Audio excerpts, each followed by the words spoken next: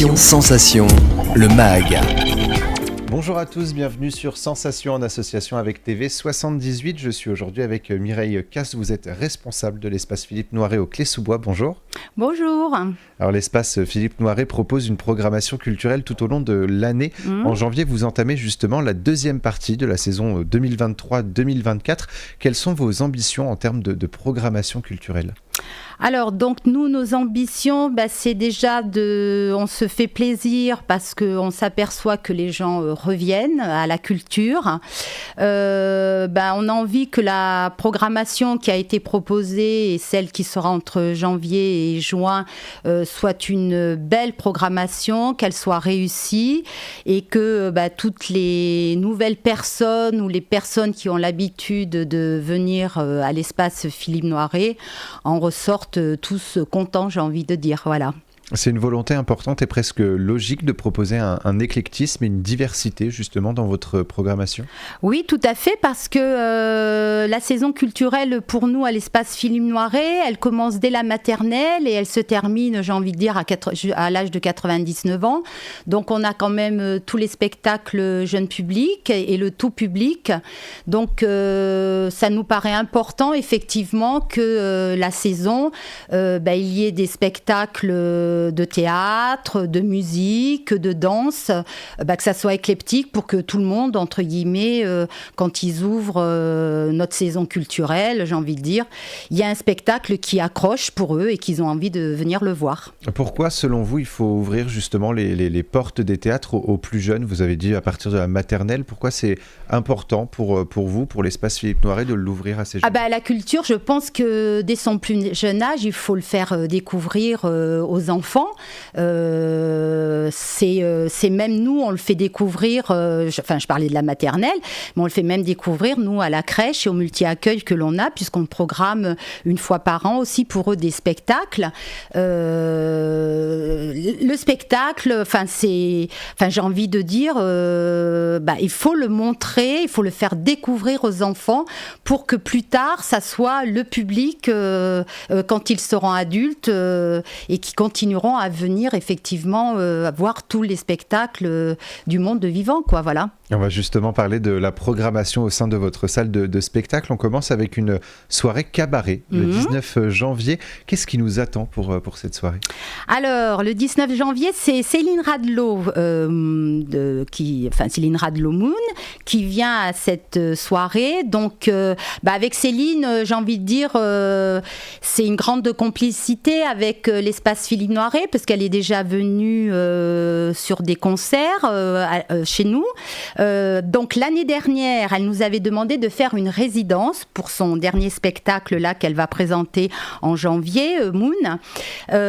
Donc on l'a accueillie, elle a travaillé, elle a comme musicien qui l'accompagne, vous avez Didier Terry qui a travaillé avec Chaka Ponk, il y a Florent Hu et John Doe qui seront là et ça nous paraissait nous intéressant quand on offre aux artistes une semaine de résidence, on les accompagne, qu'il y ait une finalité à la fin et qui est ce concert qui malheureusement est déjà complet depuis plus d'un mois, donc il n'y a plus de place, c'est bien dommage parce que Céline Radlot, c'est vrai que c'est une très jolie artiste qui effectivement est à la croisée des chemins entre Madonna et Kate Bush et je trouve qu'elle a une très belle voix et elle donne envie de l'entendre et je pense qu'avec ces trois musiciens auxquels elle est accompagnée, je pense que ça fera un joli concert, voilà. Et on poursuit dans l'humour avec le spectacle humoristique de Mehdi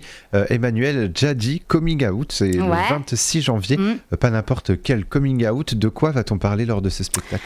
Alors, donc, Mehdi, c'est un spectacle seul en scène. C'est quelqu'un qui grandit dans un quartier populaire, qui se déscolarise à partir de l'âge de 15 ans. Il va dormir dans la rue, il va tomber dans la délinquance. Et puis, un jour, j'ai envie de dire, il se réveille.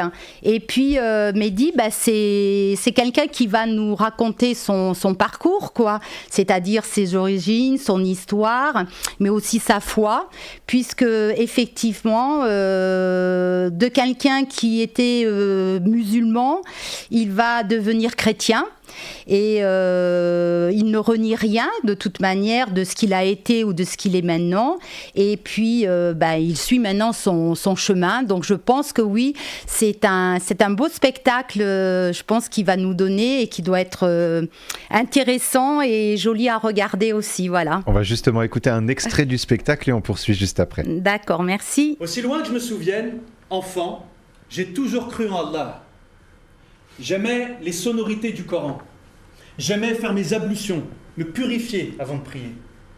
Et pour les grandes occasions, malgré mon jeune âge, j'avais le privilège de faire l'Aden.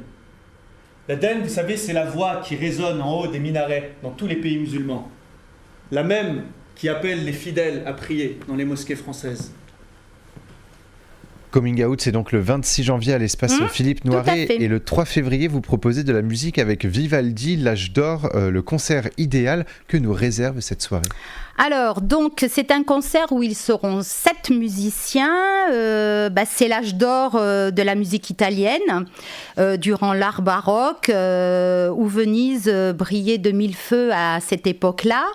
Alors, c'est en s'appuyant sur de nombreux documents inédits que Marianne Picotti va se lancer dans l'aventure d'un voyage au cœur de cette école vénitienne, où tant de courants musicaux, parfois antagonistes, anachroniques, se sont côtoyés et ont laissé germer sans tension le tout et son contraire.